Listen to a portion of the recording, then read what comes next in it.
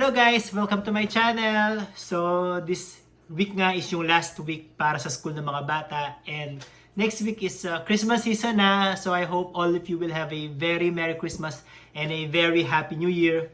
Pero dito sa Canada, medyo magulo yung politics dito kasi the past few days nag-resign si Finance Minister Chrystia Freeland, and dahil sa pag-resign niya nagkaroon ng parang ripple epekto sa mundo ng politika dito sa Canada.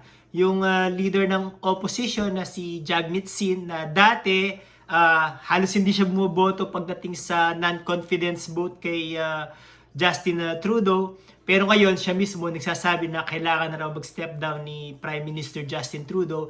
And sa next na magkakaroon ng non-confidence vote, buboto daw sila para i-bring down si Justin Trudeau. In a letter that Jagmeet Singh, I believe, is about to or just posted to social media, he writes that Justin Trudeau failed in the biggest job a prime minister has, to work for people, not the powerful, to focus on Canadians, not themselves. And here's the key paragraph. The Liberals don't deserve another chance, he writes. That's why the NDP will vote to bring this government down and give Canadians a chance to vote for a government who will work for them. No matter who is leading the Liberal Party, this government's time is up. We will put forward a clear motion of non-confidence in the next sitting of the House of Commons. And hindi lang yon guys. Dahil sa mga nangyayaring politics dito ngayon sa Canada, pati yung mga kapulisan ng mga iba't ibang police association dito sa Canada, medyo nakikisaw-saw na rin sa nangyayaring politics. At humihingi na rin ng pagre-resign o pagbibitido ni Prime Minister Justin Trudeau. Isa sa mga police association dito sa Canada is yung Toronto Police Association.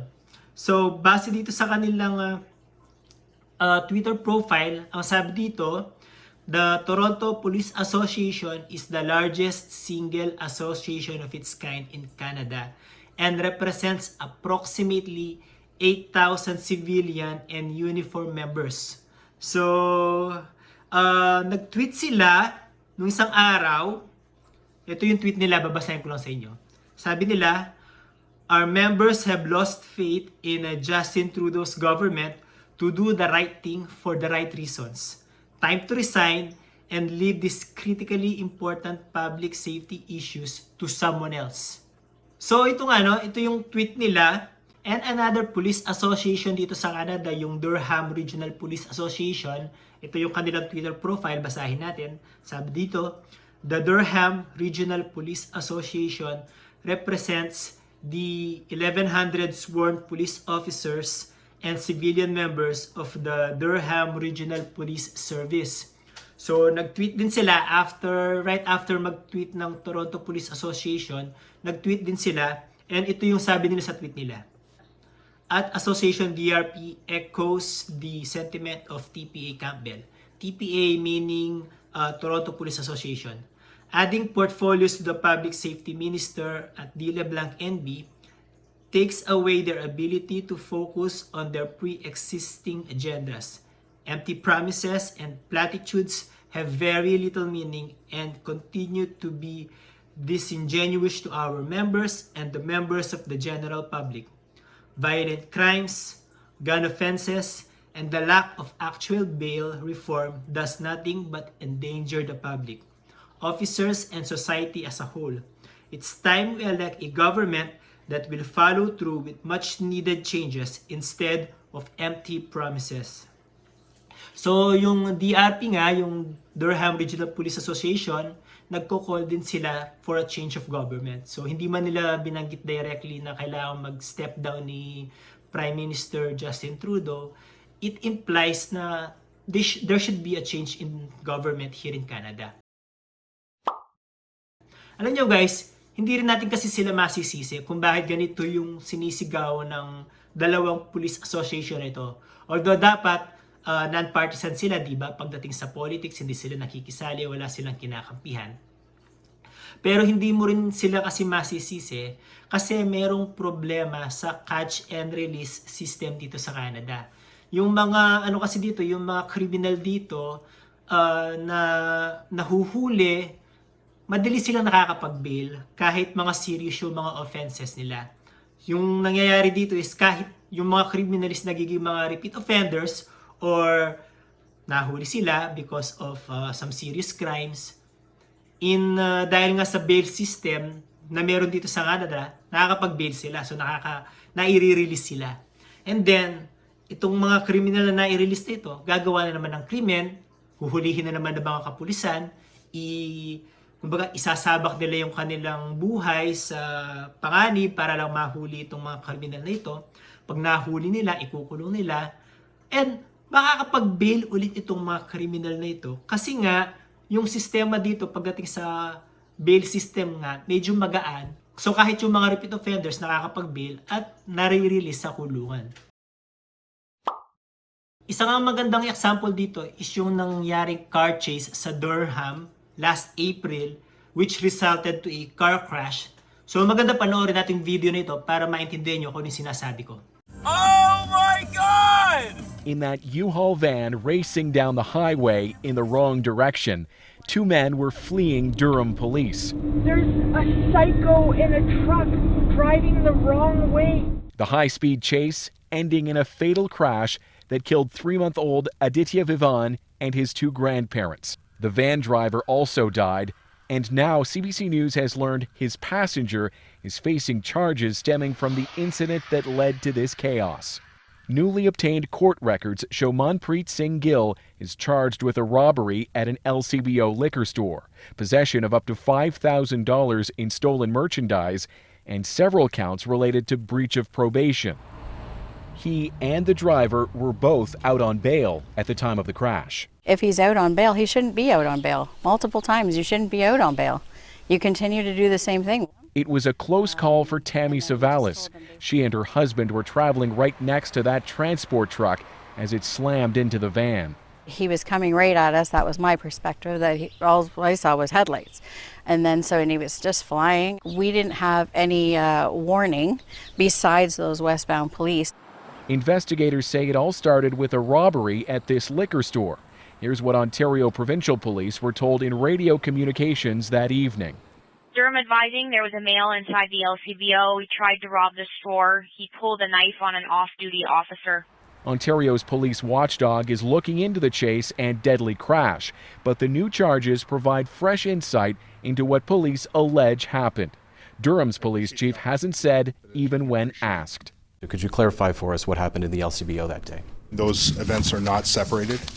Those are that is one event that happened, and I'm going to let the SIU complete their investigation. So guys, napanood nyo yung video na yun, ano? So dahil nga dun sa car crash, dulot ng car chase, dahil nga itong dalawang magnanakaw ng liquor store na ito, nagnakaw sila ng liquor store, tapos sinabol sila ng pulis, and nasa wrong side sila ng karsada as they try to get away from the police that were chasing them, and sa kasamang palad, nag-crash sila, killing a 3-month-old and two of his grandparents. Tapos yung mga magulang ng bata na na-hospital sila, though hindi sila namatay, ang namatay lang is yung sanggol at saka yung dalawa nitong lolo't lola. Pero still, alam nyo guys, ang nakakalungkot kasi dito, hindi dapat mangyayari to kung itong mga magnanakaw na ito ay nakakulong. Pero as it turns out, nakalaya sila and on probation sila kasi nakapag-bail sila eh. So on probation sila and nagnakaw sila. So gusto kong bigyan ng linaw kung sino itong dalawang magnanakaw nito dun sa liquor store. Una is yung driver. Ang driver, ang pangalan niya is si Gagandip Singh. So bali namatay siya dun sa car crash. Pero just some a little bit info. So sabi dito sa report, prior sa car chase accident na yon, marami na siyang ginawang krimen, pero nakakalabas siya sa kulungan on bail. So kahit repeat offender itong si Gagandip Singh, nakakalabas pa rin siya. And nakakapagtaka, bakit nakakapag-bail pa rin siya kahit ilang beses na siyang gumagawa ng krimen? Repeat offender nga ito eh. Tapos isa pang report, lumalabas, illegal immigrant pala itong driver na ito. So bakit hindi siya dineport? After so many offenses, bakit hindi siya dinideport ng Canada, diba? So napaka-weird. Tapos yung isa naman, yung pasahero, si Manpreet Gill. lookout to eh. So, ang nagnakaw dun sa LCBO store is yung driver. Tapos yung lookout niya, itong si Manpreet Gill. And repeat offender din pala ito before the accident. Marami na siyang ginawang mga krimen din. And it turns out, illegal immigrant din siya. So, hindi siya namatay dun sa car chase. Pero, after that, after niyang lumabas sa hospital, nakulong siya. Pero ito nakakapagtaka. Ang sentensya lang ng pagkakakulong niya is 5.5 months lang. So, kung April naganap yung aksidente, hindi natin alam kung kailan siya kinulong.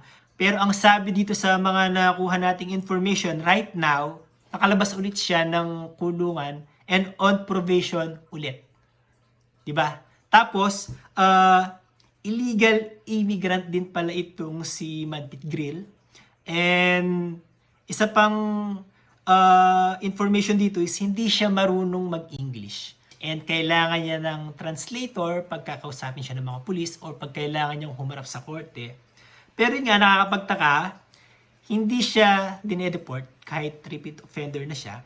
Kung ide-deport man siya in the future, that will be remain to be seen. Pero as of now, naka-release siya, on probation siya, which is, kung sa Pilipinas to, posibleng ma-release to. Tsaka kung sa Pilipinas, guys, kung repeat offender kayo sa mga krimen, nagnanakaw kayo, tapos nakapatay pa kayo dahil sa aksidente, dahil nga umiiwas kayo sa mga pulis, I don't think na 5 kalahating buwan lang ang ilalagay nyo sa kulungan. Sa Pilipinas, alam ko, non-bailable offense yung murder or homicide or whatever. Kasi nakapagdulot ng death itong car chase na nangyari sa kanila dahil nagnakaw sila. Pero dapat, di ba, hindi sila makakalabas. On the basis of pagiging repeat offender nila, dapat hindi sila makakalabas. And on top of that, illegal immigrants din sila. So, dapat dinideport na sila. So, ewan ko lang kung bakit ganun. So, itong ang catch and release bail system na to sa Canada, ang reason kung bakit, as of now, 2 police association dito sa Canada, ang Toronto Police Association at ang Durham Regional Police Association, ang sumisigaw na kailangan palitan yung gobyerno kasi nga hindi maganda itong inimplement ng gobyerno pagdating sa catch and release system ng mga kriminal dito sa Canada. So, technically, dapat non-partisan sila.